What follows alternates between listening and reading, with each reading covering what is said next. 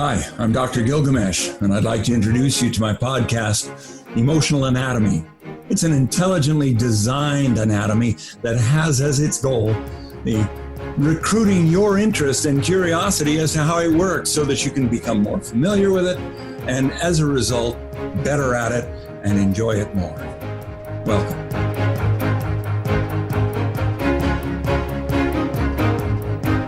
Hi there. It's Dr. Gilgamesh again. Slowly I'm putting together several of these podcasts. I'm hoping that you've seen plenty of them before, such that you're building in your mind's eye a recognition of the vocabulary I'm using to assist you in learning about your navigation heart-home wisdom. You see, I feel like it's built into the organism. I think it's part of us. I think that this is an experience that we can have together, that this is our collaboration. I've mentioned we are collaborating in developing a vocabulary that will help our next generations add to that vocabulary in their own way, a description of how our mind works. I'm not here to tell you how to think. I'm hoping that as a scientist, I'm going to be describing how we think so that you would be able to participate in that experience more effectively. It's in the how we think that I believe it's important for us then to acknowledge there is a heart's home and that we can see a tug of war, a battle, if you will, a wrestling match, for that part of you that would acknowledge a heart's home.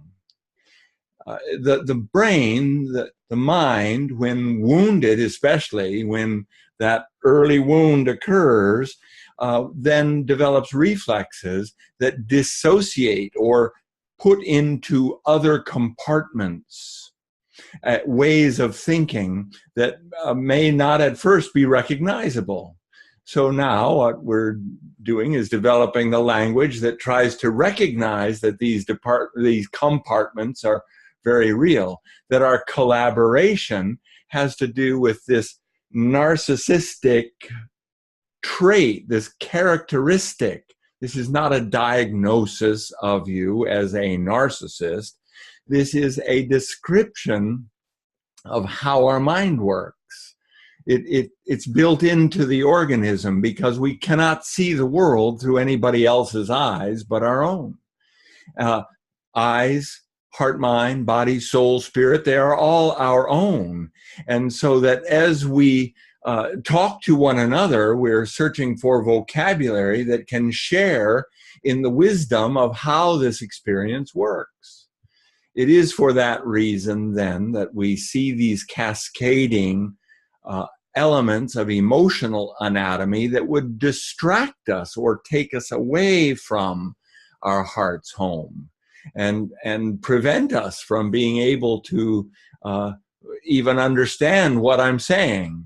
That becomes the crazy eight. That becomes in the website 3 or 4 pages deep, you find a crazy eight, a pattern of reflexes that turn us into a crazy eight pattern of relating to one another. It is these emotional reflexes triggering emotional reflexes, triggering emotional reflexes, and never do we get a chance to stop and return heart home, or in other words, to take another pathway, to find our way, to navigate our way into another pathway. And my contention is that gratitude offers us a guidance system that will help us navigate heart home, help us come to a place where within our heart's home, we catch a glimpse through the lens of awe and wonder. And as a scientist, I'm going to claim that if you can't see what I'm seeing, then it's not real. So this is either a reproducible experience, reproducible within yourself, or it's not. And therefore I take pains to describe this very gradual accumulation of skill, recognizing the different parts of our brain coordinating together to allow ourselves to recognize, yes, there is a heart's home. And yes, within that heart's home, there is a wow. There is a looking into the center of the Milky Way. There is a looking out of the Milky Way into the galaxies and being blown away. And that experience, that experience is real. And that your memory brain, your intellectual brain, your emotional brain, and your lizard brain are coordinating. They're collaborating even. Separate parts of ourselves are coordinating the experience so that we might then be able to return heart home and catch that glimpse I'm describing for you. Now, the purpose of all this, it's designed to impress you, you see. It's designed this way to be simple. If it weren't this simple, I wouldn't be impressed by it. But in that it is this simple, that we would then have to develop a vocabulary to assist each other in seeing it happen right before your very eyes. Because if you're not impressed by it, you're not going to repeat it. You're not going to try to understand what I'm saying. You're not going to tune in again tomorrow. You're not going to see what the next possibility of distraction may be, or recognize the next possibility of distraction. That the mind moves on so quickly in reflexes that it is not able to understand the crazy doctor's language. So we're hoping that then I'm going slowly enough with this development of language that you're beginning to recognize familiar elements. And that's key here. You see, familiarity is that you're looking into the emotional mirror and you're becoming more familiar with the emotions that are reflexively triggered within you that may prevent you from returning heart home via gratitude. Again, if it weren't designed this way on purpose to impress you, then you would be lost in the middle of the exercise. But simply thank you, a deeply felt gratitude for the ability to catch the glimpse, if you will, of the wow lens. That this is lensing, you see, emotional lensing. When I look through anger, that lens does not see what I see through the wow lens.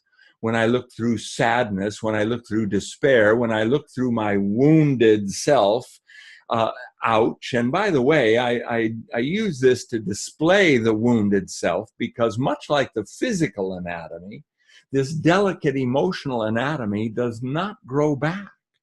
So we've already described to you some of the different experiences that can be found. The person who was trapped in the why at the age of 3 was punished mercilessly by a father who had interest in the bar and would punish the children for getting out from under the blanket in the back seat of the car to come and ask for a glass of water or something like that. And the father would spank them and punish them. And she ended up feeling rejected, but also developed a reflex system that endlessly has been trying to please him and cannot figure out how come, by golly, she is having trouble with her modern relationships of being triggered into the crazy 8 and then the other person having a struggle to try and understand how come it's hard. How come it's hard for you to understand what I'm saying? And that emotion would then trigger in her a feeling of rejection as well. So you're seeing this phenomena of emotional anatomy that would be triggering a person back into very youthful places because those emotions are not yet well understood. not yet well recognized, and therefore cannot be interrupted as yet, because they have yet to develop that experience of seeing that gratitude, oh, thank you, thank you, thank you, is an emotion as well. So were you to be swept away by a cascading snowball of emotion, thank you. Thank you for recognizing that this snowball of emotion has prevented a continuation of search for your heart's home. You see, that gratitude gives you the chance to stop for a moment. It puts punctuation in the way of a snowball of overwhelm.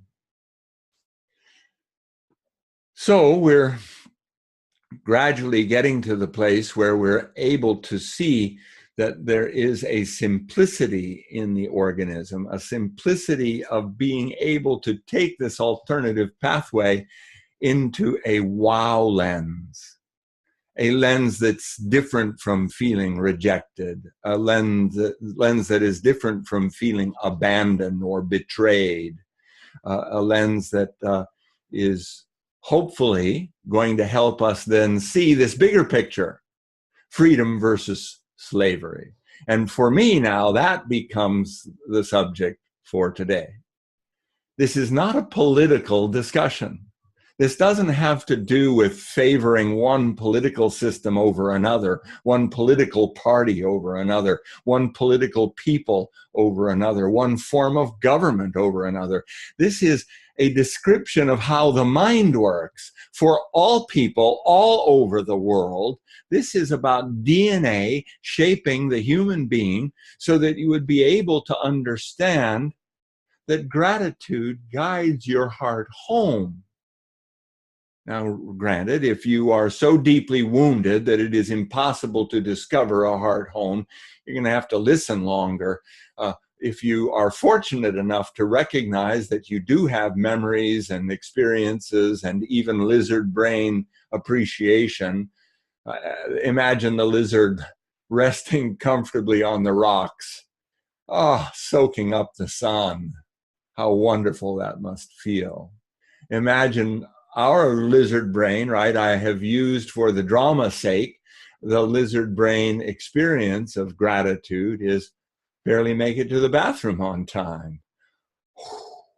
Thank you. Right? That is the experience of emotion that is guiding your heart home to memories that you can recognize and appreciate as intended to impress you, that yes, they are real. And that then within that space, you're going to start seeing an expansive awareness, a new movie explosion, right? The movie, the 60 frames per second, the picture is worth 1,000 words. That's 60,000 words per second suddenly rushing through your mind. Wow! And that new movie awareness is indeed intended to impress you so that you'll do it again. And freedom at that moment is allowed to see the opportunity of choosing wisely amongst what's available to you. And it's that freedom that is personal responsibility, but also personal significance.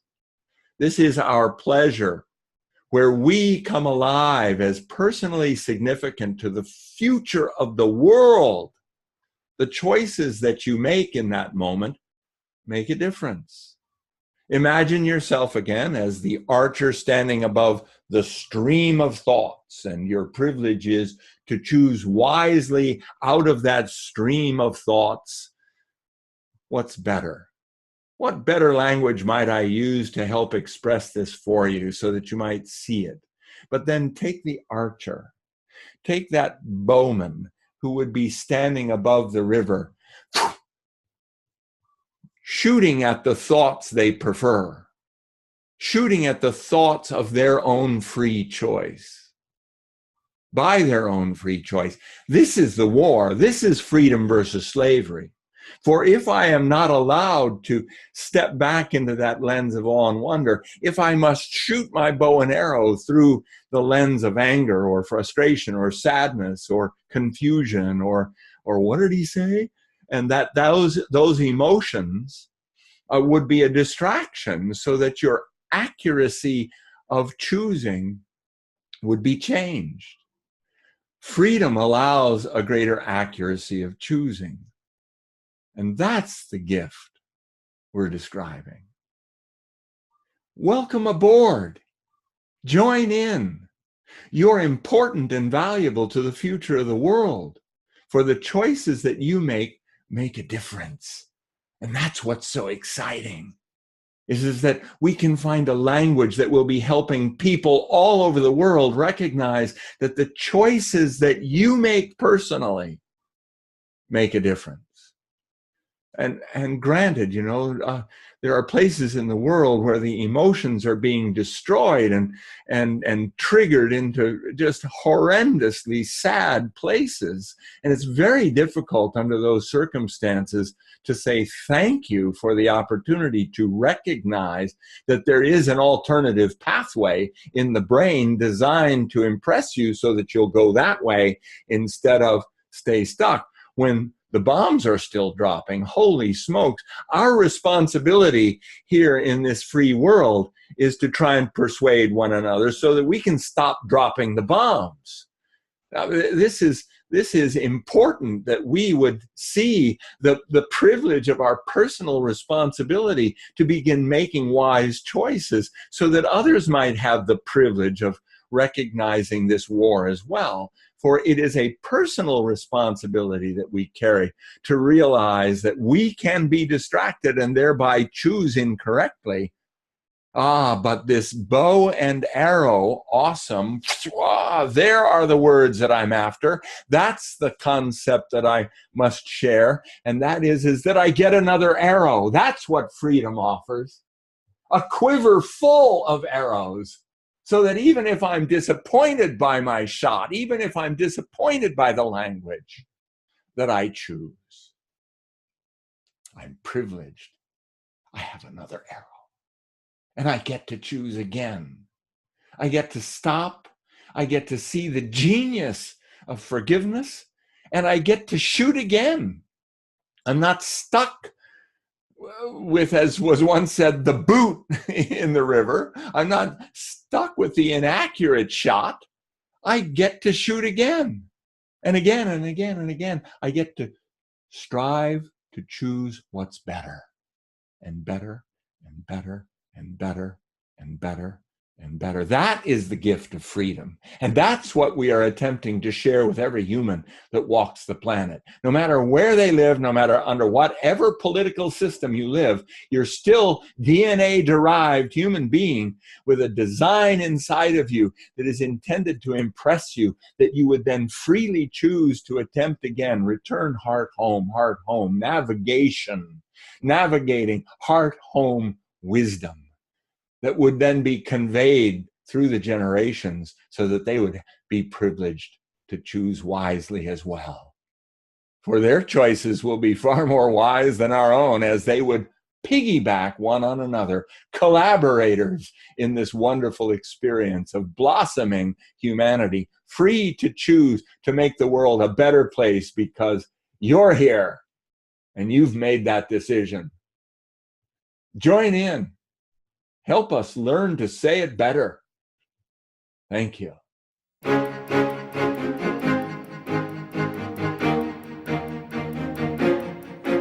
I'm genuinely excited about bringing you a new awareness of the mind and how it works. Emotional anatomy, heart-home wisdom, being able to see through the lens of awe and wonder. These podcasts are free, but you can contribute to them and make them possible through patreon.com/emotional anatomy. Please also join us on our Facebook group. Thank you.